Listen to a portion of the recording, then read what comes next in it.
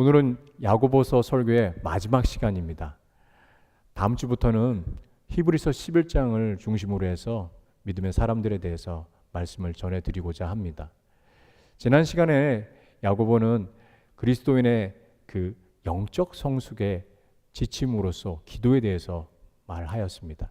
그리고 그 기도에 대한 이야기를 드리면서 마지막 부분에 중보 기도에 우리가 참 많이 기도의 대명사로 알려진 조지 밀러에 대한 얘기를 하면서 첫 번째 기도의 그 원동력은 영혼을 사랑하는 것이다 라는 이야기를 드렸습니다. 서신의 이 야고보서의 말씀, 야고보서는 서신입니다. 서신은 들어가는 말 그리고 맺는 말이 있죠. 들어가는 말만큼 중요한 것이 맺는 말입니다. 오늘 우리가 읽은 야고보서 5장 그 19절과 20절 이 두 구절은 맺는 말인데 무엇에 대해서 강조하고 있는가 살펴볼 때 야고보는 흩어진 12지파 주님을 따르는 새 이스라엘 곧 교회 그 안에 있는 성도들이 진리 안에 서기를 바라고 있었습니다. 흩어진 교회는 세상 가운데 세상의 한복판에 유혹에 흔들리고 있었습니다. 죄에 붙잡히고 그리고 사망의 길로 나가려고 했었죠. 미혹된 이들은 그 이들이 보였고 야고보는 그들이 돌이켜 다시 돌아오기를 소망하고 그들이 다시 돌아오도록 해야 된다라고 간절하게 호소하고 있습니다. 그들은 진리로부터 멀어지고 있었고 그리고 주님이 주신 신앙의 정체성이 흔들리고 있는 그 모습을 보게 됩니다. 19절 말씀 우리가 함께 읽어보기 원합니다. 자, 함께 읽겠습니다. 내 형제들아 너희 중에 미혹되어 진리를 떠난 자를 누가 돌아서게 하면 이 19절 말씀에 미혹되어라고 하는 이 단어는 언어적으로 볼 때 플라나오라고 하는 헬라어입니다. 길을 잃다, 방황하다라는 의미를 갖고 있습니다. 이 단어는 물리적인 길을 잃어버린 것뿐만 아니라 영적인 진리에서 벗어났다는 것을 뜻하고 있습니다. 미혹을 받고 진리로부터 벗어나 잘못된 가르침이나 그 죄에 빠진 것을 의미하고 있죠. 여러분, 진리를 떠난다고 하는 것은 하나님과의 관계가 멀어진 상태를 말합니다. 수직적으로는 주님과의 관계가 그리고 수평적으로는 그 믿음의 공동체와 관계가 멀어진 상태 그 모습에 대해서 미혹되어서 진리를 떠났다라고 말씀하고 있는 것이죠. 세상을 사랑하거나 죄의 문제가 있어서 죄로 인해서 하나님을 저버리고 신앙의 공동체에서 멀어지게 되는 그 사람들을 성경 안에서 살펴볼 그 시간들이 있었습니다. 저의 마음 가운데 떠올랐던 사람들이 있었습니다. 사울 왕의 그리고 가룟 유다의 모습도 있었는데 오늘은 여러분들에게 데마라고 하는 사람에 대해서 이야기를 좀 드리고 싶습니다. 제가 언젠가 한 목사님의 데마에 대한 이야기를 들으면서 이 이야기를 여러분들과 함께 꼭 나눠야 되겠다는 생각이 들었는데 진리를 떠난 미혹이 되어서 세상으로 나간 데마에 대한 이야기를 좀 드리며 이 진리를 떠나 미혹된 사람의 대명사로서 데마가 참 적합하다는 생각이 들었었어요. 여러분, 데마는 한때 바울과 동역했던 그 바울의 동역자입니다. 세상의 유혹과 그리고 세상을 사랑해서 그 진리를 떠난 바로 데마. 바울 서신에는 데마라는 그 이름이 3번 나오고 있습니다. 우리가 3번 한번 찾아보겠습니다. 첫 번째 빌레몬서의 24절에 데마에 대한 이야기가 나오는데 함께 읽어보기 원합니다. 또한 나의 동역자 마가, 아리스타고, 데마, 누가가 문안하느니라. 바울은 나의 뭐라고요? 동역자라고 말하고 있습니다. 동역자라고 하는 표현은 복음을 위해서 헌신하고 그리고 주님을 위해서 고난을 자처하며 그리고 주님의 길을 따라가는 그리고 동반자를 말하고 있습니다. 이 동역자로서 마가, 아리스타고 그리고 누가라고 이름과 함께 데마가 올려진 걸 보니 바울에게는 정말 동역자로서 귀한 존재였다라고 하는 것을 알 수가 있죠. 그리고 문안 인사라고 하라고 할 정도의 그만큼 바울에게 신뢰를 받고 있던 사람이었던 것을 우리는 보게 됩니다. 데마에 대해서 두 번째 이야기, 그것은 골로새서 4장 말씀에 나옵니다. 자, 함께 읽겠습니다. 사랑을 받는 의사 누가와 또 데마가 너희에게 문안하느니라. 바울은 골로새 교회에 보내는 서신에 데마와 누가를 함께 이야기하며 문안한다라고 전하라고 얘기하고 있습니다. 여러분, 여기서 데마가 등장하는 것은 바로 바울의 동역자로서 끝까지 계속 함께하고 있었구나라는 것을 보게 되는 것이죠. 이 복음서에게 핵심적인 역할을 했다는 것을 여기에 이름이 다시 또 나오는 걸 보면서 알 수가 있습니다. 골로새서는 앞에 있는 빌레몬서와 함께 옥중 서신입니다. 감옥에 갇혀 있던 이 바울에게 동역자로서 데마는 정말 큰 힘이 됐던 것을 보게 되죠. 단순히 물리적으로 도와주던 이상으로 죄수였습니다. 그 바울을 돕는다고 하는 것은 헌신적으로 그의 데마가 바울을 도왔고 희생을 감수할 정도로 데마는 끝까지 바울을 돕고자 했던 모습을 보게 됩니다. 참 바울에게는 잊을 수가 없고 그리고 생각하면 눈물이 나는 존재가 바로 데마였을 것입니다.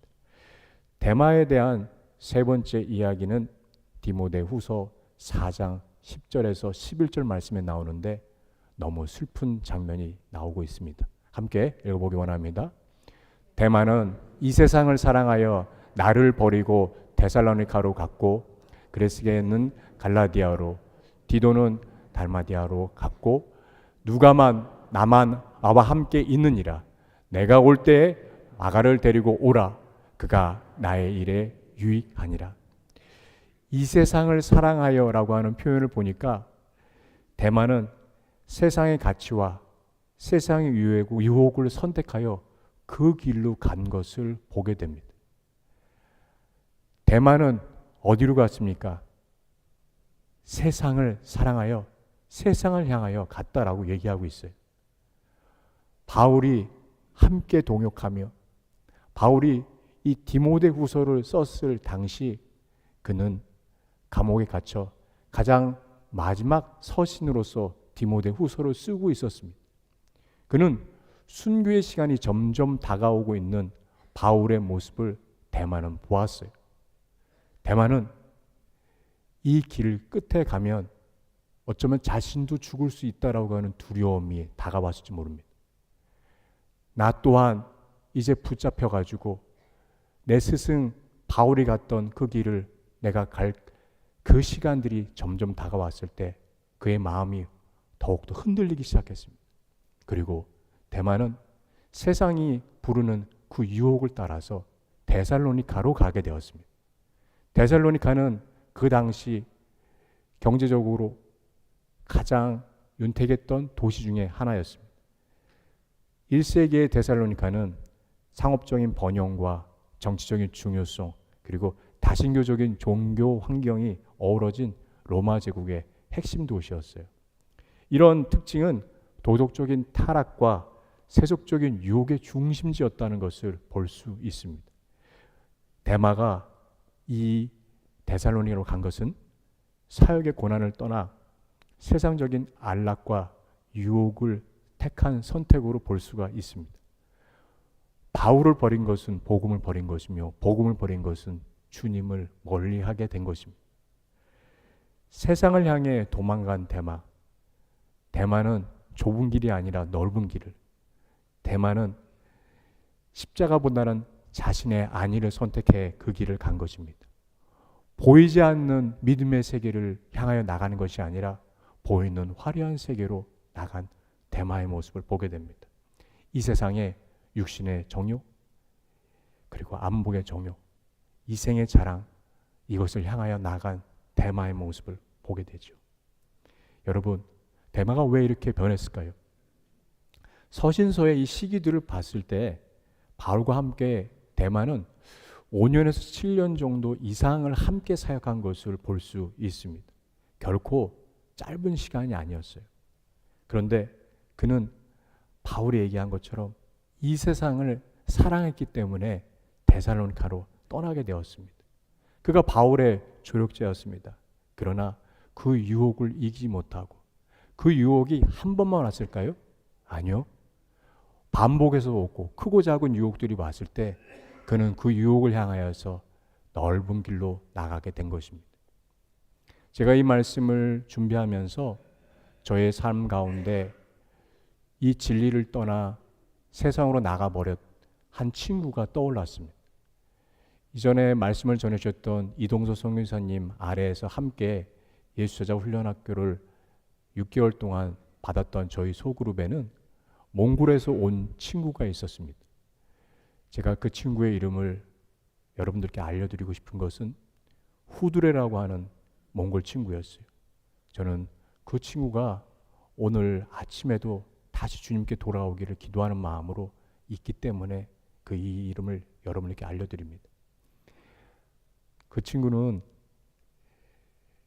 몽골의 울란바토르의 한 대학교에 한국어과를 다니는 친구였습니다. 그런데 선교사님께서 전도하셔서 복음을 알게 되었고, 그리고 선교사님의 가장 가까이서 그 통역을 하며 복음을 전하고 제자 훈련을 시켰던 그 일들을 맡던 친구였습니다. 선교사님이 앞으로 몽골 전체의 리더가 될 그 형제를 바라보며 한국으로 전액 다 지원해서 훈련을 보냈습니다. 그리고 전도 여행 갈 수 있는 비용까지도 다 대줬습니다. 얼마나 몽골에서 한국어 공부를 열심히 했는지 저하고 낱말 게임을 했는데 제가 게임이 안 되더라고요. 하루 8시간 한국어만 붙잡고 그 사전을 통째로 다 외웠어요. 그런데 그 친구가 그렇게 명석한 두뇌를 가지고 6개월간 훈련을 한국에서도 받았으니 한국어가 이제는 완전히 유창한 정도가 아니라 최상의 단어와 언어를 구사했습니다. 러시아어도 잘하고 영어도 잘하고 몽골어의 4개국을 하면서 그의 앞으로의 진로, 이 한 사람을 통하여서 하나님이 얼마나 귀하게 쓰실까 참 기대가 되었어요. 그런데 몽골에 돌아가서는 갈등이 있고 결국에는 세상으로 떠났습니다. 선교사님은 그 일로 충격을 받고 너무 고통스러운 시간들을 경험했습니다. 모든 것을 다 한 형제를 위해서 썼는데 그 형제가 결국에는 주님을 저버리고 세상을 향해 나가버렸습니다. 몽골에 단기 선교 갈 때마다 2번 가는 시간에 이 형제를 만나기 위해서 수소문했습니다. 결국에 만났어요. 최고급 세단을 몰고 멋진 수트를 입고 나타났어요. 형제님한테 물어봤습니다. 주님의 일을 계속적으로 하냐고. 더 이상 하지 않는다고 합니다. 그리고 교회에 나가지 않는다. 세상을 향해 나가 세상적으로는 참 넓은 그리고 그 많은 재정들을 그가 모으고 그리고 재산이 늘어나고 좋은 차를 타고 다니지만 그의 마음, 그 뒷모습 보면서 한없이 흐르는 눈물이 제 안에 있던 그 시간들을 생각해 봅니다. 여러분, 우리들 주변에 세상을 향해 진리를 등지고 그리고 주님을 멀리하며 떠나버린 자들이 있을지 모르겠습니다. 다행히 디모데후서 4장 10절에 끝나는 게 아니라 11절 말씀 가운데 한번 보여주시겠어요? 누가만 나와 함께 있느니라 이렇게 돼 있어요. 여러분, 빌레몬서, 골로새서, 이 디모데후서 3번에 걸쳐가지고 누가에 대한 이야기가 나옵니다. 바울의 동역자인 데마는 더 이상 그의 곁에 머물지 않지만 누가는 끝까지 그 자리를 지켰습니다. 의사입니다. 그리고 역사가이고 그리고 누구보다도 헌신적이었던 이 누가는 자기가 갖고 있는 열정과 그 재능을 쏟아서 끝까지 바울 곁에 있었습니다. 바울 곁에는 목숨을 내놓을 정도로 함께 한 사람들이 있습니다. 브리스가와 아굴라 부부도 바울 곁에서 돕고 바울이 힘들 때도 함께 그 손 내밀어 동역했던 귀한 하나님의 일꾼들이었습니다. 여러분, 우리들에게 필요한 것이 무엇이 있습니까? 바로 함께 믿음 안에서 동역하는 동역자들입니다. 하나님의 그 말씀을, 진리를 향해 끝까지 붙잡고 나아가는 동역자들 한 분 한 분, 옆에 있는 분들이 바로 동역자들입니다. 바울에게는 그의 삶 가운데 끝없는 고난이 있었지만 버틸 수 있고 주님 안에서 기뻐할 수 있고 함께 나갈 수 있던 것은 동역자들이 있었다는 것을 보게 됩니다. 사람이 가장 큰 소중한 자원인 것을 바울을 통해서 보게 되는 거죠. 우리가 함께 이 말씀, 다시 한번 야고보서 말씀을 보면서 야고보서 5장 20절에 우리에게 부탁하신 것이 있습니다. 함께 읽겠습니다. 너희가 알 것은 죄인을 미혹된 길에서 돌아서게 하는 자가 그의 영혼을 사망에서 구원할 것이며 허다한 죄를 덮을 것임이니라. 우리가 한 사람을 진리로 돌아서게 하면, 그 사람이 진리로부터 벗어났는데 진리로 돌아서게 하면 그를 사망에서 생명으로 구원의 길로 인도하는 것입니다. 여러분, 죄인들을 돌아서게 하면 그를 구원하신다라고 말씀하셨을 때 어떻게 구원할 수 있습니까? 주님께서는 그들의 허다한 죄를 덮는다라고 얘기하고 계세요. 그들의 죄를 용서하신다라고 말씀하고 계십니다. 하나님께서는 우리가 예수 그리스도를 믿으면 예수 그리스도의 그 십자가의 능력을 인해서 우리를 용서해 주시며 그리고 끝까지 우리를 사랑해 주신다라고 하는 것을 우리가 기억해야 됩니다. 신앙의 공동체에서 멀어지고 영적으로 방황하며 심지어 복음을 부인하는 자들이 있을 때 그들이 주님 앞에 나오면 주님께서 말씀하십니다. 내가 너를 사랑한다. 그 말씀 해주시죠. 야고보는 단순히 진리를 떠난 자를 정죄하지 않고 이들을 다시 돌이키는 사역이 정말 소중하다라는 얘기를 해주고 있습니다. 여러분, 혹시 여러분들에게 떠오르는 영혼이 있으십니까? 진리를 떠나 지금은 더 이상 주님과 관계하지 않고 믿음의 공동체에 발을 들여놓지 않는 분들, 그리고 이제는 주님에 대한 이야기조차 꺼내는 것 또한 불편해하는 그 영혼이 있다면 하나님이 그 영혼에 대한 부담감을 이 연말에 갖게 하실 때 우리는 그를 위해서 기도해야 될 것입니다. 그 영혼이 주님 앞에 돌아오는 이 일들이 무엇보다도 소중합니다. 오늘 주님이 우리에게 요청하신 것은 우리만 그냥 이 편안한 그리고 이 영적인 기쁨에 누리고 여기에 머무는 것이 아니라 떠나간 영혼들, 우리에게 맡겨진 우리가 기도하라고 하신 그 영혼들에 대해서 다시 우리가 붙잡고 주님 앞에 나아가길, 주님의 사랑이 얼마나 큰지 그들에게 전하는 우리들이 되기를 요청하신다는 이 말씀 꼭 그 말씀 드리고 싶습니다. 그 이야기는 그 영혼들에 대한 그 말씀을 언제 전해야 됩니까? 고린도후서 6장에 언제 전해야 될지 말하고 있습니다. 함께 읽겠습니다. 이르시되 내가 은혜 베풀 때 너에게 듣고 구원의 날에 너를 도왔다 하셨으니 보라 지금은 은혜 받을 만할 때요 보라 지금은 구원의 날이로다. 언제입니까? 지금입니다. 언제입니까? 지금입니다. 지금 은혜를 받을 때요. 지금 구원의 날이라고 주님께서 우리에게 말씀하시고 분명히 우리에게 전하라고 말씀하고 계십니다. 여러분, 안 믿는 부모님이 계십니까? 믿음에서 떠난 부모님들이 계십니까?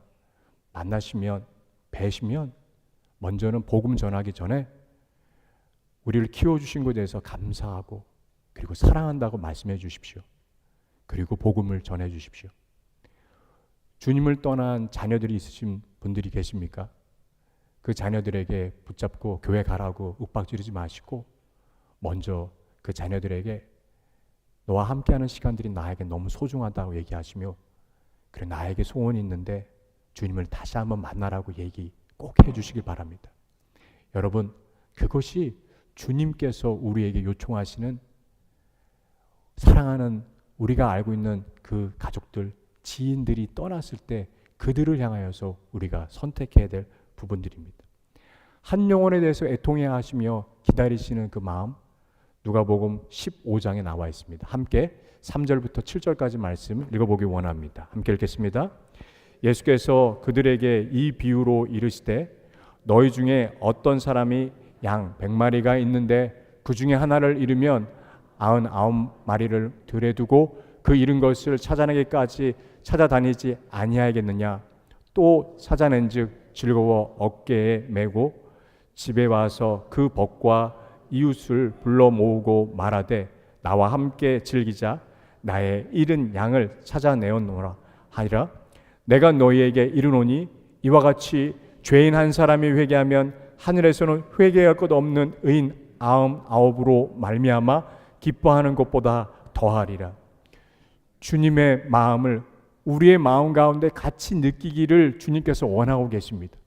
한 마리 잃어버린 양을 찾으러 다니시는 그 주님의 애통해하는 마음이 오늘 우리에게 전해져 우리 또한 주님을 떠나 진리에서 그리고 세상의 길로 간 그 한 사람을 다시 돌아오게끔 우리가 붙잡아야 그리고 그의 주님의 사랑에 전할 필요가 있다는 것을 말씀드리고 싶습니다. 진리를 떠난 양은 바로 예수님이 찾으시는 한 마리입니다. 여러분, 우리들에게 이 한 마리의 양은 누구입니까?